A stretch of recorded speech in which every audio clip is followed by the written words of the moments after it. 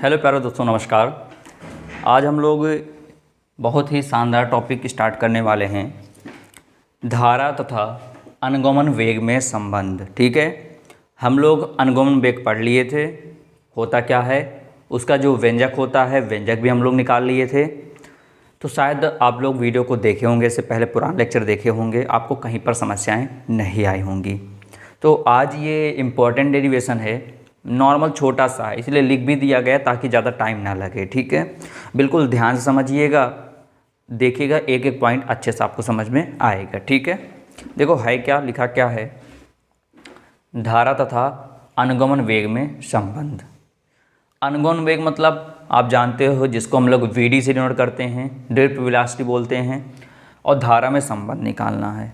अब यहाँ पर देखो, हम लोग लॉजिक से चलते हैं। लॉजिक क्या, धारा, हम लोग धारा से चलते हैं। धारा बराबर क्या होता है, आपको पता है धारा बराबर क्या होता है। जैसे हम लोग यहाँ पर जानते हैं, आवेश बराबर होता है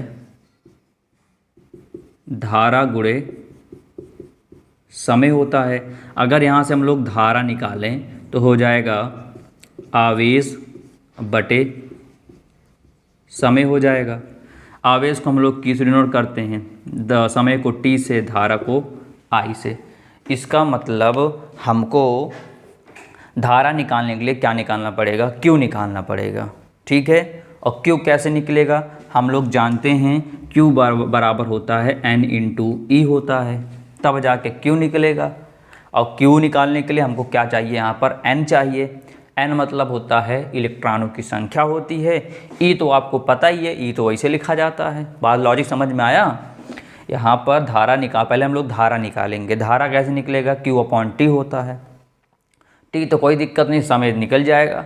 यहाँ बचता है क्यू। क्यू का मान निकालने के लिए हमें क्या निकालना पड़ेगा, एन इंटू ई, यानी एन का मान निकालना पड़ेगा। तो हमारा क्यू आई निकल आएगा यहाँ से, यहाँ आई मतलब यहाँ क्यू निकल आएगा, तो आई निकल आएगा। हम लोग संबंध स्थापित कर लेंगे, चला जाए। देखो पहले चित्र को अच्छे से समझो, चित्र को अच्छे समझिए। ये आपका एक चालक है पी क्यू, क्या है आपका एक चालक है। देखो पुरानी तरह चित्र है, ठीक है, चालक है पी क्यू, और यहाँ पर ये जो आप देख रहे हो, ये क्षेत्रफल ए लिया गया। क्या लिया है, इसका क्षेत्रफल, परिच्छेद क्षेत्रफल ए लिया गया है। ठीक है, चालक की लंबाई क्या है, स्मॉल एल है। क्या है, स्मॉल एल है। ठीक है, बात समझ में आ रहा है। विभवांतर वी है। यहाँ पर जो इलेक्ट्रॉन है वीडी वेग से क्या कर रहे हैं, गति कर रहे हैं, और विद्युत क्षेत्र कितना लग रहा है, कैपिटल ई। देखो वही पुराना चित्र है, चालक है जिसकी लंबाई पी क्यू है। ठीक, सॉरी, एक चालक पी क्यू है जिसकी लंबाई एल है।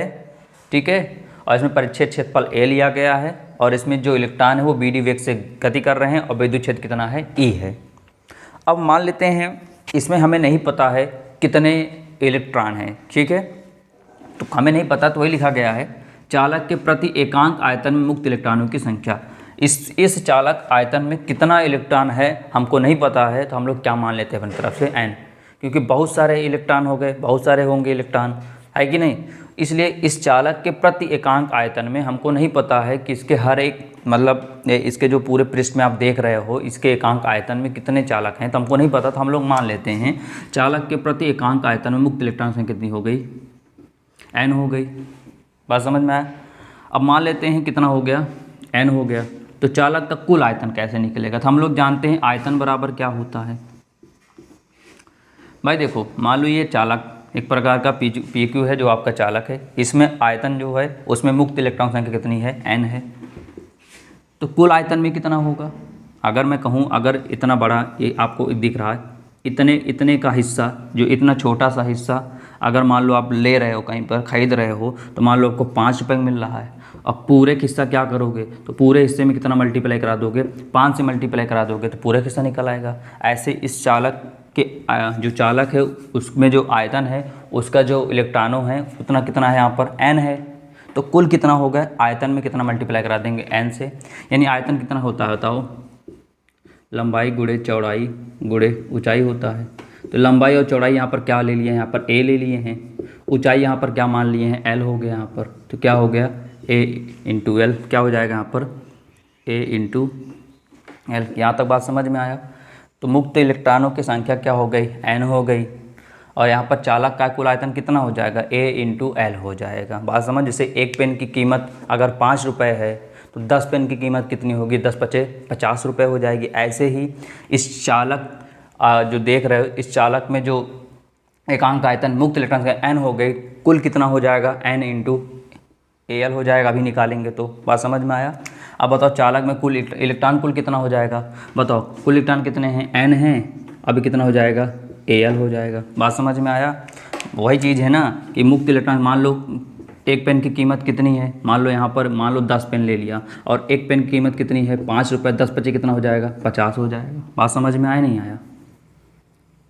तो वही चीज़ इसमें है। ठीक है, क्या है कि मान लो ये चालक है, इसमें मुक्त इलेक्ट्रॉन n मान लिए, इसका कुल आयतन कितना हो गया, Al हो गया। तो बताओ कुल कितने इलेक्ट्रॉन इसमें होंगे, तो n × Al हो जाएगा। n तो हो गया क्या, मुक्त इलेक्ट्रॉन संख्या हो गई। और किस में लग रहा है, टोटल आयतन में, तो क्या हो जाएगा, n × Al। तो वही लिखा चालक में कुल इलेक्ट्रॉन कितना हो गया, NaL हो गया। क्या बात समझ में आया। बात समझ में आया। कहीं पर कुछ भी ज़्यादा डीपली नहीं जाना है। क्या बताना है कि ये चालक है, चालक के प्रति एकांक आयतन मुक्त इलेक्ट्रॉन से कितना मान लिया, n मान लिया। ठीक है, तो फिर कुल आयतन में देखेंगे तो चूंकि चालक का आयतन क्या होता है, A × L होता है। A होता है लंबाई चौड़ाई हो गई, L क्या होगी, इसकी ऊंचाई मान लिए। ठीक है, बात समझ में आया। अब बताओ जब हमको आयतन पता चल गया और कितने इलेक्ट्रॉन ये भी पता चल गया, तो क्या कुल इलेक्ट्रॉन नहीं निकाल पाओगे, बिल्कुल निकालोगे। क्या हो जाएगा, n × Al। जैसे एक पेन कीमत 5 रुपये, 10 पेन कीमत 10 × 5 = 50 रुपये हो जाएगा। ऐसे ही मुक्त इलेक्ट्रॉन संख्या n है और कुल आयतन Al है, तो कुल इलेक्ट्रॉन कितने निकलेंगे, n × Al निकलेंगे। ठीक। अब यहाँ पर देखो चालक में आवेश, हम लोग जानते हैं आवेश बराबर क्या होता है, Ne होता है। कितना होता है, Ne। तो n के जगह देखो पूरा क्या निकला है, देखो देखो कुल इलेक्ट्रॉन है, n क्या निकला है, NaL × E। तो ये निकल गया क्या आपका आवेश। कैसे निकला, देखो Q बराबर होता है n × E। n का मान देखो यहाँ पर कितना, देखो कुल इलेक्ट्रॉन ही तो है n, तो n के जगह पे NaL लिख दिया, × E चल ही रहा है। बात समझ में आया। निकल गया Q। अब निकाल लेंगे यहाँ से धारा। धारा बराबर क्या होता है, Q/T होता है। धारा को हम लोग I नोट करते हैं। Q का मान कितना निकला है, NaLe/T। अब देखो T हो गया समय, T क्या है आपका समय। समय बराबर क्या होता है, आपको पता है, बोलो समय बराबर क्या होता है, दूरी बटे चाल। समय बराबर क्या होता है, दूरी बटे चाल होता है ना। समय को हम लोग T नोट करते हैं। दूरी, कितनी दूरी तय कर रहा है, देखो जहाँ से कितनी दूरी, दूरी मतलब ये देखो यहाँ से यहाँ तक कितनी हो गई, L हो गई। दूरी मतलब कुल यहाँ से लेकर यहाँ तक दूरी कितना तय कर रहा है, L लंबाई की दूरी तय कर रहा है। चाल, किस चाल से चल रहा है आपको पता, VD चाल से चल रहा है। तो जहाँ पर T है वहाँ पर क्या लिख देंगे हम लोग देंगे NaLe। इस T का स्थान पे क्या लिख देंगे, L/VD। तो एक L से एक L ख़त्म हो गया, बचा I बराबर NeA। ये VD कहाँ चला जाएगा, ये ऊपर चला जाएगा, ये हो गया। ये हमारा आया संबंध आ गया। आप देख लो धारा भी मिल गई, आपको अनुगमन वेग भी मिल गया। ये संबंध कह रहा था। देखो कितना छोटा सा ही जी है, कुछ करना नहीं है, बस आपको ये ध्यान में रखना है ये चालक है। चालक मुक्त इलेक्ट्रॉन कितने होते हैं, n मान लिया। तो कुल आयतन क्या होता भाई चालक का, बताओ। चालक आयतन बराबर क्या होता है, A × L हो गया। अब बताओ कुल इलेक्ट्रॉन कितने हो जाएंगे, इसी में इनका मल्टीप्लाई करा देंगे। अब हम लोग क्या निकालेंगे, आवेश। आवेश बराबर n × N ये है, ये हमको पता ही है, Ne हो गया। धारा क्या होता है, Q/T। Q का मान ये रखा, T का मान ये है, और T का मान निकाले कहाँ से, दूरी बटे चाल। दूरी कितनी दूरी तय कर रहा है, L लंबाई की दूरी तय कर रहा है। चाल किस चाल चल रहा है, VD वेग से क्या कर रहा है, गति कर रहा है, तो VD हो गया। T का स्थान पे इतना रख दिया, L से L कट गया, VD कहाँ चला गया, ऊपर आ गया।